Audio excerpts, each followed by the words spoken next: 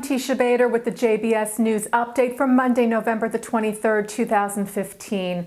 An 18-year-old young Israeli man was stabbed and killed this afternoon by a Palestinian at a gas station in the West Bank near the town of Modi'in. 2 others were injured. The terrorist was shot and killed by Israeli soldiers in the area and, according to Israel's Channel 2, named as Ahmad Taha of the West Bank village of Katana near Jerusalem. Earlier today, 2 Palestinian girls aged 14 and 16 stabbed 2 men in Jerusalem's downtown Machane Yehuda market with scissors. The girls stabbed one of the men, a 70-year-old, in the head, apparently thinking he was Jewish. He was in fact an Arab. They also stabbed a 25-year-old Jewish man in the hand. Both were lightly wounded and taken to the hospital.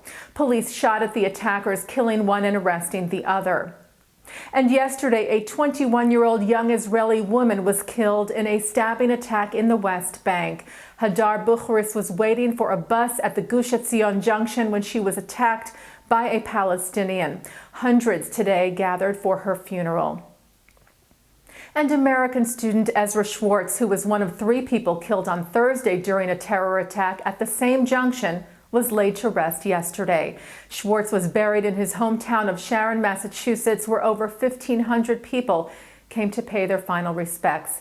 His body was flown to the U.S. for burial Saturday night in an emotional send-off by his friends at Ben Gurion Airport, who sang Israel's national anthem in tribute to the young man who had come to the country after graduating high school to study and volunteer. The Times of Israel reports that the New England Patriots will observe a minute of silence before their game tonight against the Buffalo Bills in memory of the Massachusetts teenager. Israeli Prime Minister Benjamin Netanyahu visited the Gush Etzion junction today, where he reiterated punitive and preventative measures being taken against such attacks.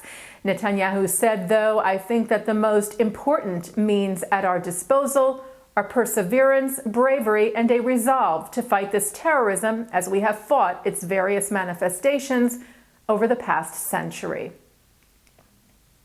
Jewish organizations, meanwhile, expressed their deep disappointment that the U.S. government did not immediately issue a statement after the death of Ezra Schwartz, a U.S. citizen. On Friday, Conference of Presidents leaders Chairman Stephen Greenberg and Executive Vice Chairman and CEO Malcolm Hoenlein said that all of those who are so quick to condemn Israel for exercising its obligation to defend its citizens while facing the same terror that we saw in Paris and other parts in Europe recently, to which the whole world responded with appropriate outrage, have remained silent.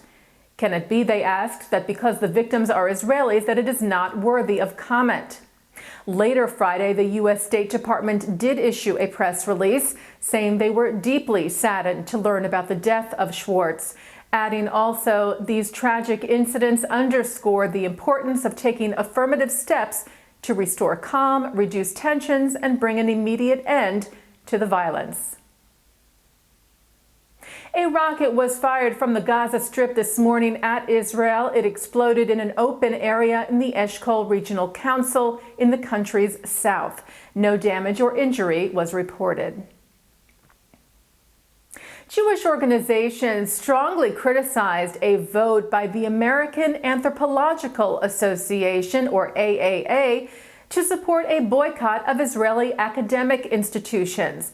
The vote took place at the association's annual meeting in Denver, with 1,040 members voting for and 136 against. The Anti-Defamation League called the vote a, quote, deeply misguided attack on academic freedom and the free exchange of ideas. CEO Jonathan Greenblatt said boycotts are antithetical to core notions of academic freedom. He noted that Israeli colleges and universities are paragons of free exchange and the broadest embrace of and respect for diversity.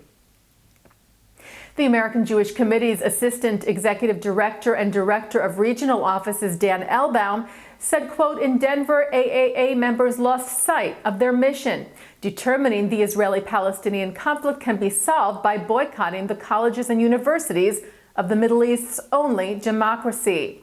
Elbaum said the AAA has mistakenly succumbed to the whims of the BDS movement leaders, who have no interest in a negotiated solution to the Israeli-Palestinian conflict and consider Israel itself an illegitimate entity that has no place in the community of nations. All 10,000 members of the AAA will vote in April on whether to fully adopt and implement the policy. And looking now at our programming for tonight on JBS, Monday, November the 23rd, from 7 to 9, take part in the 2015 General Assembly of the Jewish Federations of North America, as JBS presents complete coverage of the opening plenary, including Canadian Supreme Court Justice Rosalie Abella, former NBC News anchor David Gregory, actress Deborah Messing, and a panel discussion led by Times of Israel's David Horowitz with Dennis Ross of the Washington Institute, former Canadian Justice Minister Irwin Cotler, and Washington Post's Janine Zakaria. Followed tonight at 9 o'clock by a L'chaim roundtable discussing the implications of the jihadist murders in Paris and the wave of Palestinian violence in Israel. That's with Dr. Stephen Boehm of the American Jewish Committee, columnist Rabbi Eric Yaffe, Helen Friedman of Americans for a Safe Israel, and former New Jersey Congressman Steve Rothman. And coming up right after this newscast tonight at 6:30, Times of Israel journalist Chaviv Rettig Gur discusses the Israeli reaction to the EU's decision to label Israeli products made in the West Bank and Golan Heights, and explains why he believes racism toward Arab Israelis is growing. And that's the JBS News Update for Monday, November the 23rd, 2015. I'm Teisha Bader.